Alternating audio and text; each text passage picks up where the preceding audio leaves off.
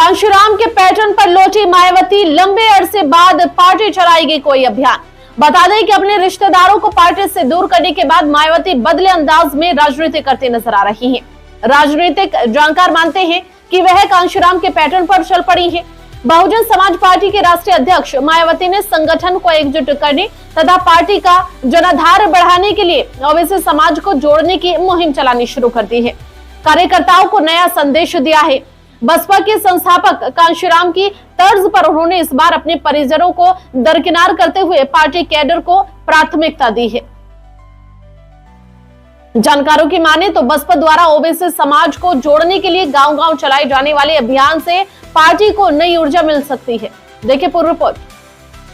आपको बता दें कि बीते करीब 2 साल से बसपा तमाम उठापटक से जूझ रही है। बसपा सुप्रीमो द्वारा आकाश आनंद को अपना उत्तराधिकारी बनाने के बाद 2 बार हटाने के निर्णय से कार्यकर्ताओं का मनोबल टूटा, जिसका असर तमाम चुनावों में देखने को मिला।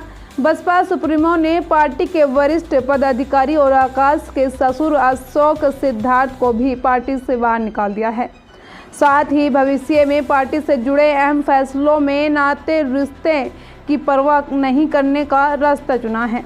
इसका प्रभाव हालिया ओबीसी समाज के विशेष बैठक में भी देखने को मिला, जिसमें बसपा सुप्रीमो ने केवल पार्टी केंद्र के समर्पित पदाधिकारी और कार्यकर्ताओं को बुलाया और उन्हें अहम जिम्मेदारी सौंपी। उन्होंने यह भी कहा कि जो पार्टी के प्रति समर्पित होकर कार्य करेगा, भविष्य में उसे ही आगे बढ़ाया जाएगा। देखिए इस खास रिपोर्ट को। जैसा कि विदित है कि इस बार बीएसपी के संस्थापक एवं जन्मदाता मान्यवर श्री कांशीराम जी की जयंती को होली व अन्य त्योहारों के कुछ ही घंटे बीत जाने के बाद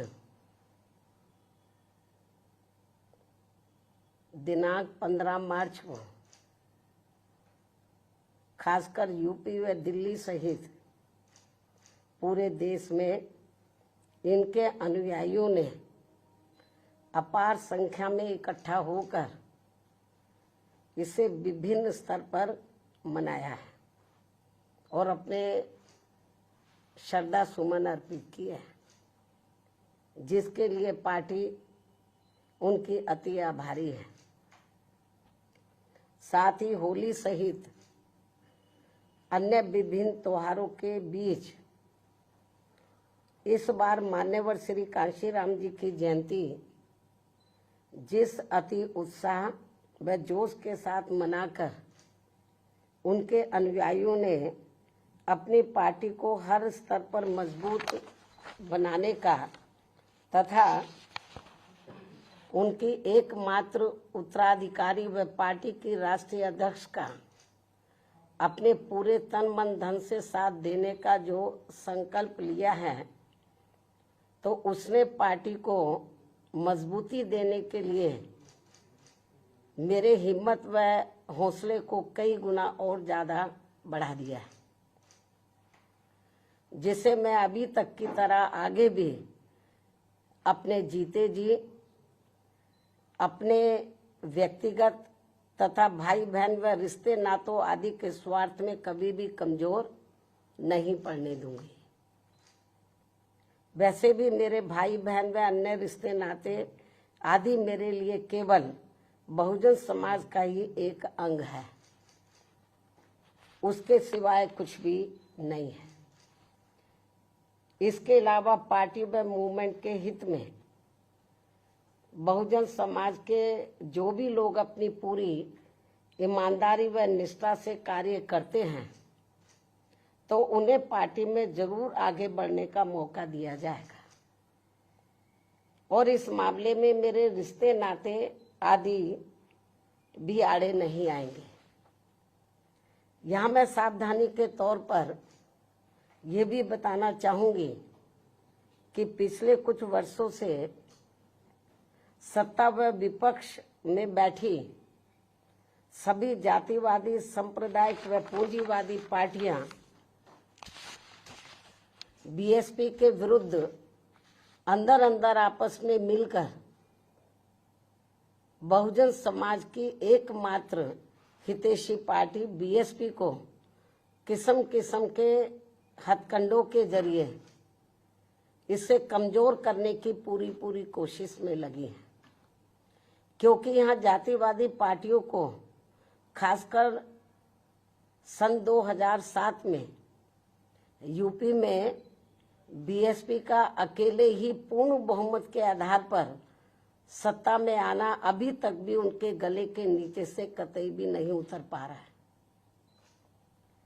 और तभी से यहाँ सभी जातिवादी व खासकर दलित विरोधी पार्टियां किस्म किस्म के हथकंडे इस्तेमाल करके बीएसपी को कमजोर व खत्म करने में लगी है।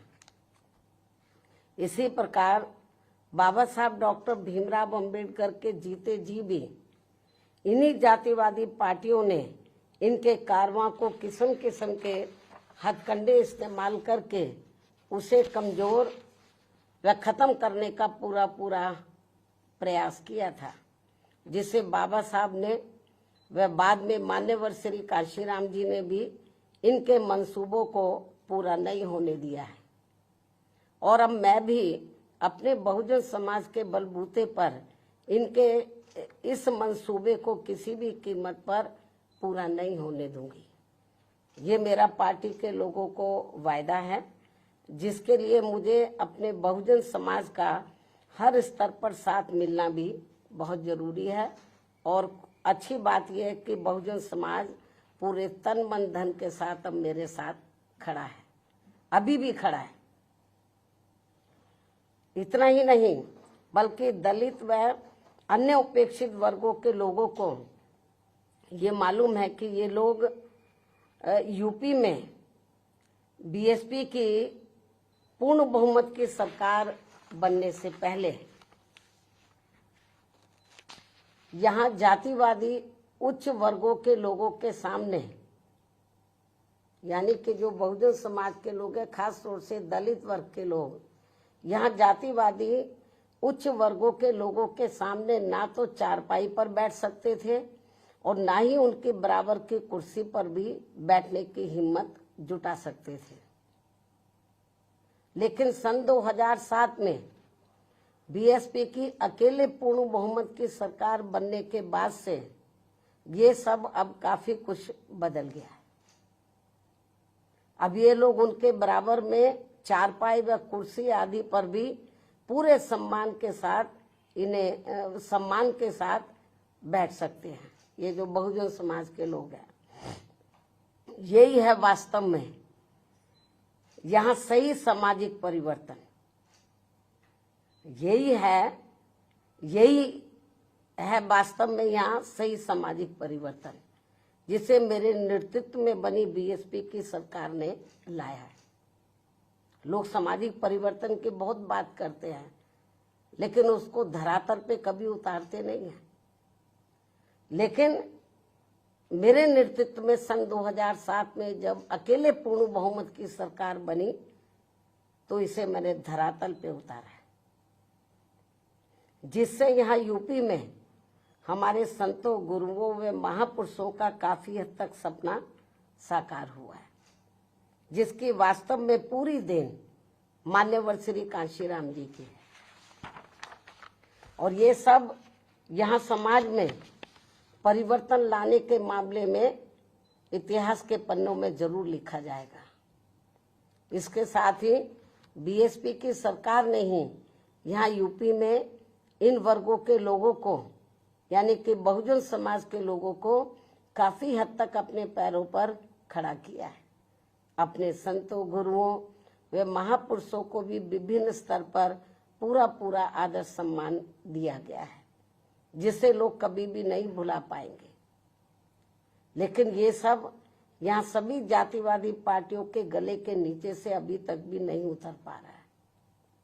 इसलिए अब वे इन वर्गों में से स्वार्थी किस्म के लोगों को आगे करके उनके जरिए विभिन्न नाम पर अनेकों छोटे छोटे संगठन व पार्टियां आदि बनवा के बीएसपी की इस ताकत को बांटकर इसे कमजोर करने में लगे। जिनसे बहुजन समाज के लोग जरूर सचेत रहे।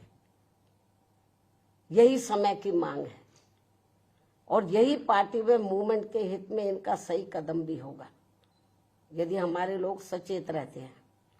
इसके अलावा यहाँ मैं ये भी कहना चाहूंगी कि देश के प्रधानमंत्री बीच बीच में अपनी खुद की गरीबी का तो जरूर उल्लेख करते रहते हैं, लेकिन इन्होंने दलित व अन्य उपेक्षित वर्गों के लोगों की तरह यहाँ कभी भी कोई जातीय भेदभाव नहीं झेला है, जो ये सब हमारे संतों, गुरुओं व महापुरुषों ने समय समय पर झेला है, जिसे अभी भी इनके अनुयायी काफी हद तक झेल रहे हैं। इसलिए पार्टी के मिशनरी व परिपक्व लोगों से आज मेरी ये भी पुरजोर अपील है कि वे ये सभी जरूरी बातें अपने बच्चों व खासकर युवा पीढ़ी को जरूर हमेशा बताते रहें, जिनको तैयार करने की भी वास्तव में सही जिम्मेवारी इन्हीं लोगों की ही है।